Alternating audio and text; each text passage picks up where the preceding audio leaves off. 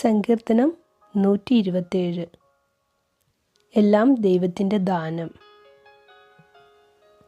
കർത്താവ് വീട് പണിയുന്നില്ലെങ്കിൽ പണിക്കാരുടെ അധ്വാനം വ്യർത്ഥമാണ്. കർത്താവ് നഗരം കാക്കുന്നില്ലെങ്കിൽ കാവൽക്കാർ ഉണർന്നിരിക്കുന്നതും വ്യർത്ഥം. അതിരാവിലെ എഴുന്നേൽക്കുന്നതും വളരെ വൈകി കിടക്കാൻ പോകുന്നതും കഠിന പ്രയത്നം ചെയ്തു ഉപജീവിക്കുന്നതും വ്യർത്ഥമാണ്.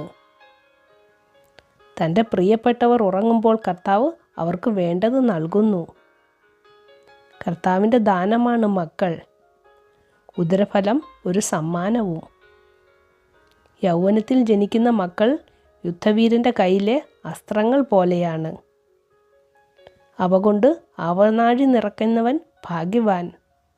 നഗര കവാടത്തിൽ വെച്ച് ശത്രുക്കളെ നേരിടുമ്പോൾ അവന് ലജ്ജിക്കേണ്ടി വരികയില്ല.